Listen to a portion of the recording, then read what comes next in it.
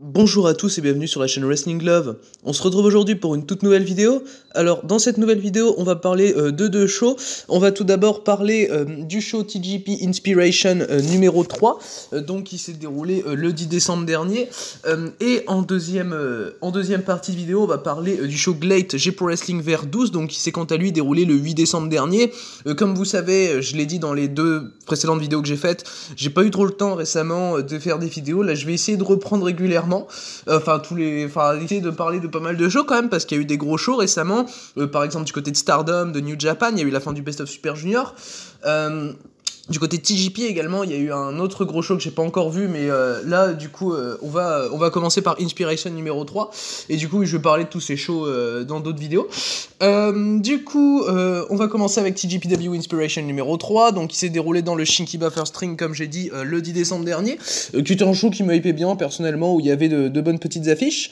L'opener, déjà, c'était Mairo Kiryu qui affrontait Haruna Neko dans un 1 contre 1. Le match a duré un peu moins d'1 minute, il a été remporté assez logiquement par Mairo Kiryu.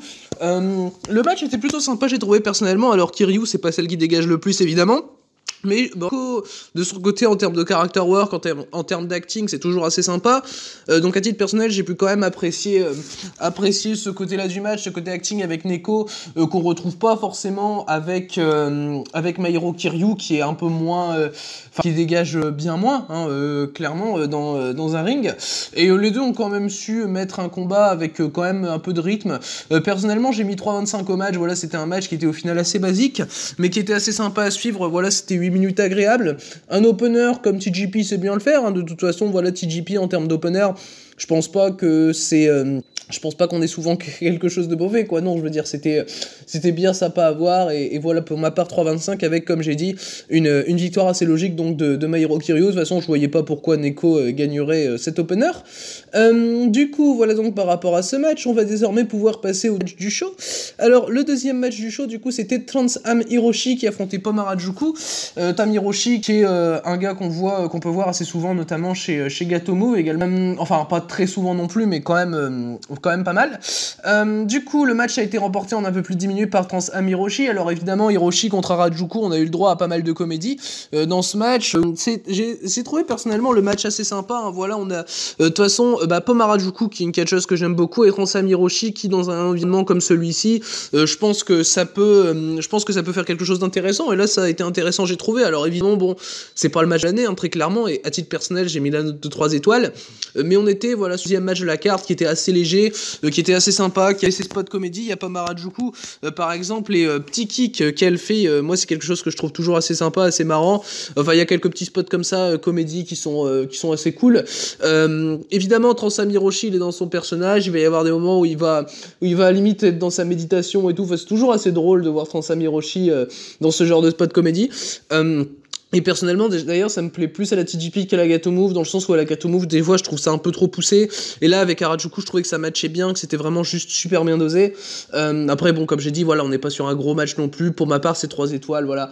Ça reste oubliable, et c'est le moins bon match du show d'ailleurs. Mais c'était quand même assez sympa à suivre. Voilà, donc par rapport à ce match, on va maintenant passer donc au troisième des 4 matchs du show. Le troisième match du show, du coup, c'était Hikari Noa qui affrontait Naoka Kuta dans un hardcore match. Donc Hikari Noa dans un hardcore match, c'est pas spécialement nouveau. C'est quelque chose qu'on avait d'ailleurs déjà pu voir lors du premier show TJPW Inspiration. C'était en avril dernier, c'était contre Rina Yamashita. Bon là, elle a une adversaire qui est un peu moins hardcore que Rina Yamashita, clairement. Mais Hikari Noa avait exprimé ses vœux de faire plus de hardcore, donc là, la voilà servie. Et du coup, ce match hardcore contre Naoka Kuta, il va durer un peu plus de 17 minutes pour voir une victoire assez logique de l'actuelle championne International Princess Hikari Noa, qui défendra d'ailleurs son titre lors de Tokyo Joshi Pro 22 contre Maki Ito, dans un match qui me hype beaucoup.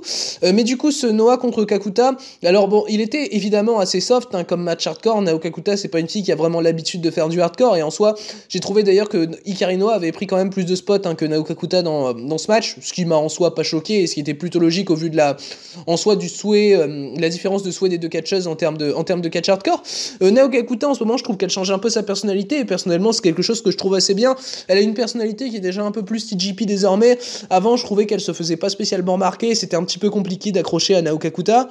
Mais maintenant, c'est une catcheuse que je trouve de plus en plus intéressante à titre personnel dans le produit TJP. Du coup, par rapport au match en lui-même, évidemment, on a des bons spots. Voilà, on a des chaises qui vont être sorties, évidemment, avec Hikari Noa. Ça se fait de plus en plus souvent, le coup des chaises. Enfin, il y a également, si je dis pas de bêtises, du Barbed Wire. Un tout petit peu, si je dis pas de bêtises. Et Hikari Noa va remporter son match avec sa souplex de fin, qui a été assez impactante d'ailleurs. T'as quelques bons échanges de coups d'avant-bras. Naoki Kakuta va vraiment pas se laisser faire dans le match. Le match est en soi, en termes de domination, bien équilibré, j'ai trouvé, malgré le fait que, comme j'ai dit, ce qui est en soi assez logique, Hikari Noa va prendre plus de bump que Kakuta, mais en soi, en termes de domination, dans l'absolu, c'est bien équilibré, j'ai trouvé, entre Noa et Kakuta. Donc non, oui, bref, dans l'ensemble, on a le droit à un match hardcore qui était assez sympa, avec une victoire assez logique donc d'Hikari Noa. Donc dans l'absolu, le match, personnellement, je lui ai mis la note de 3,25. Voilà, c'était un match qui était bien sympa, un bon petit pré-main event donc pour ce show, le TJPW Inspiration numéro 3. Du coup, voilà donc par rapport à ce match, on va désormais passer donc au main event de ce show. Alors, le main event du show, c'était un match par équipe avec d'un côté les Magical Sugar Rabbits, donc les actuelles championnes par équipe de TJP, Mizuki et Yuka Sakazaki, qui affrontait l'équipe Tropica Wild, donc équipe composée de Saki et de Yuna Mizumori. Yuna Mizumori qui est régulière chez Gato Move et Saki qui est régulière chez Actress, qui est d'ailleurs actuellement championne chez Actress, même si Actress va bientôt fermer d'ici la fin de l'année. Mais du coup, Saki et Yuna Mizumori, c'est une équipe qui se réunit quelquefois chez Gato Move. C'est pas une équipe régulière, mais par exemple, ils ont déjà eu 2 fois les titres tag team de Gato Move. Du coup, le match a duré un peu plus de 17 minutes. Il a été remporté par Mizuki et Yuka Sakazaki, ce que j'ai trouvé assez logique à titre personnel. Alors personnellement, j'ai beaucoup aimé les échanges qu'on a pu avoir entre Yuka Sakazaki et Saki, qui étaient vraiment très bons. Les deux filles ont trouvé quand même une très bonne alchimie, j'ai trouvé dans ce match. Les échanges Mizuki-Yuna Mizumori étaient également bien sympas. Les échanges Mizuki-Saki également. Personnellement, ce qui m'a surtout impressionné, c'est le travail de Mizuki dans ce match, qui a vraiment été super. D'ailleurs, c'est elle qui remporte le match sur Yuna Mizumori. Ce que j'ai trouvé plutôt logique, dans le sens où Mizuki, c'est la prochaine challengeuse au titre majeur, donc de Miyu Yamashita, ce sera à Tokyo Joshi Pro 22, et ça aussi, ça me hype énormément. Du coup, voir Mizuki remporter le match pour son équipe, personnellement, c'était l'idée de booking la plus logique en soi, et Yuka a clairement pas démérité dans ce match. Elle a réussi à quand même placé pas mal d'offenses dangereuses, notamment sur Saki. Saki d'ailleurs, personnellement, que j'aimerais bien voir régulièrement chez TJPW, voire signer chez TJP dès du coup la fin d'Actress Girls, parce qu'Actress Girls du coup va se finir, en tout cas sa partie catch va se finir dès le 31 décembre. Du coup, à titre personnel, j'aimerais bien voir Saki signer chez TJP, donc parce que je pense qu'elle irait très bien avec le style de la fête. Déjà, ça s'est vu dans ce match qu'elle était vraiment dans son élément, j'ai trouvé, et d'ailleurs bien plus qu'une Yuna Mizumori qui dégage beaucoup moins que Saki, je trouve, dans le ring. Le match, dans son ensemble, est quand même vachement bien rythmé, je trouve. Tropica Wild, ont été vraiment sympas à regarder catcher, j'ai trouvé. Et non, oui, Yuka Sakazaki et Mizuki, voilà, quoi, c'est une des meilleures, même la meilleure équipe chez TJP dans tous les cas, donc je veux dire, il y a pas à dire, quoi. Non, c'était un match qui était très bien fait. Pour ma part, voilà, c'est 3,5, parce que j'irais pas non plus jusque dire que c'est un match de fou, mais on est clairement sur le meilleur match du show et sur vraiment un très bon main event. C'est de toute façon toujours comme ça sur les shows Inspiration. T'as un show où il n'y a pas beaucoup de matchs, il y a eu que 3 shows pour le moment. T'as un show où il n'y a pas beaucoup de matchs, où les premiers matchs sont assez sympas, voilà. Et puis le main event est super, et sans être un match incroyable. Pour l'instant, je dirais que le meilleur match qu'on a pu avoir dans les shows Inspiration, c'était le main event du show numéro 2, donc Miyu Yamashita contre Mirai Mayumi en UWF Rules match, qui était pas loin d'un 4 étoiles, chez moi d'ailleurs. Mais ouais, du coup, voilà pour ce Tropica Wild, donc contre les Magical Sugar Rabbits, remporté donc logiquement par Mizuki et Yuka Sakazaki. Du coup, voilà donc par rapport à ce show. Du coup, alors par rapport au show dans l'ensemble, personnellement, j'ai trouvé que c'était un show assez sympa de la part de SGP. Voilà, on a 4 matchs, que des matchs sympas. Le main event, personnellement, c'est le match que je vais recommander du show. Il était clairement très bon. Mais globalement, après, est-ce que je recommande d'autres matchs? Pas spécialement. Si vous avez le temps, peut-être le Kakuta Hikari Noa, qui était un hardcore match assez sympa, mais globalement, c'est tout. Et donc, ouais, logiquement, bon show de la part de TJP. Du coup, voilà donc par rapport à ce show, on va désormais pouvoir passer donc à la deuxième partie de cette vidéo. Deuxième partie de cette vidéo dans laquelle on va parler de GLEAT, puisqu'on va donc faire la review dans cette deuxième partie du show GLEAT J-Pro Wrestling VR12, qui s'est déroulé donc au Shinjuku Face de Tokyo le 8 décembre dernier, qui a été diffusé en direct sur YouTube. Alors du coup, le show contenait 5 matchs, donc on n'avait pas un show avec beaucoup de matchs, voilà, on est sur un show assez standard de GLEAT. donc de la partie pro wrestling, hein, sachant que Glade fait beaucoup plus de shows de la partie pro wrestling que de shows de la partie UWF.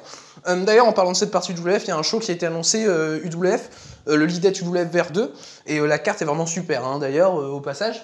Je l'ai plus exact devant moi, mais le show a été annoncé et j'ai une bonne hype personnellement. Mais du coup, oui, ce show, Glade J Pro Wrestling vers 12 me hype bien. Et du coup, on va donc pouvoir commencer la review de ce show avec l'opener qui était un 1 contre 1 entre Nobuhiro Shimatani, donc de Bulk Orchestra, et le leader des Strong Hearts, donc Shima. Alors le match a duré un peu plus de 5 minutes, il a été remporté assez logiquement, hein, par Shima.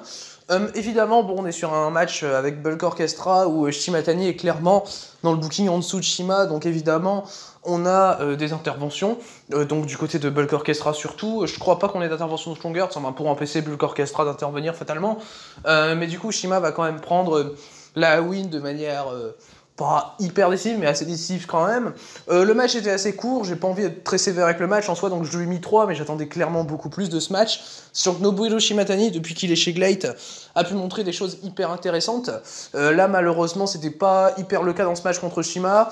Mais de toute façon, dans la suite du programme Bulk Orchestra Strong Hearts, on va forcément avoir des choses intéressantes de la part de Shimatani, de Shima également, hein, de toute façon. Mais oui, j'en attendais plus de la part de Nobuhiro Shimatani à titre personnel, sachant que bah voilà, c'est son utilisation chez Glade, si on compare à son utilisation chez DDT, bah c'est quand même bien mieux ce qui se passe chez Glade avec lui, donc je me dis que un 1 contre 1 contre Shima, ça peut vraiment donner quelque chose de fou, et là bah finalement tu lui donnes que 5 minutes, donc c'est un petit peu dommage, un petit peu décevant, mais ça reste un bon petit match en soi, et la victoire de Shima était assez logique. T'as Shimatani qui essaye pas mal de flash pinfall dans le match, à chaque fois Shima se dégage, et du coup Shima va remporter ce match, donc au bout d'un peu plus de 5 minutes, donc voilà, pour ma part, ce match, je lui mets la note de 3 étoiles, voilà. C'est peut-être le moins bon match du show en soi, mais c'était pas nul, hein, évidemment, on est sur un 1 contre 1 entre Shima et Shimatani, ça dure que 5 minutes, mais globalement, c'est vraiment bien.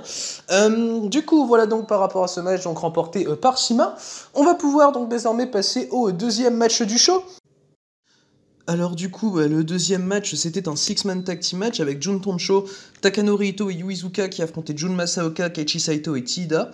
Le match a été remporté par Jun Toncho, Takanori Ito et Yu Iizuka en environ 13 minutes. Personnellement, j'ai trouvé que c'était un match assez sympa à regarder. J'ai beaucoup aimé personnellement les échanges entre Takanori Ito et Keiichi Sato, sachant que les deux se sont affrontés au J Pro Wrestling vers 13 dans un 1 contre 1. Leurs échanges étaient pour builder ce fameux 1 contre 1, que je les ai trouvés vraiment très bien et ils m'ont hypé personnellement pour le match du vers 13, dont je ferai sans doute la review dans les prochains jours. Ensuite, on avait également des bons échanges entre Yu Iizuka et Jun Masaoka, j'ai trouvé. Jun Masaoka, qui est une bonne découverte de ces petits noms de lower mid-card de chez Elite, ou en tout cas qui apparaît très souvent dans les shows chez Pro Wrestling. Donc ouais, Jun Masaoka franchement fait une bonne petite perf. Chiida personnellement, bon j'accroche déjà un petit peu moins, mais c'est quand même un catcheur qui personnellement je trouve se débrouille bien. Après oui, à part le match qu'il avait pu avoir contre Keiichi Sato, je crois que c'était à J-Pro Wrestling vers 0 ou vers 1, il n'y a pas vraiment de match qui font me souvenir de Chiida quoi. Et c'est pas vraiment un catcheur que je retiens vraiment quand il est dans des multiman comme ça, non.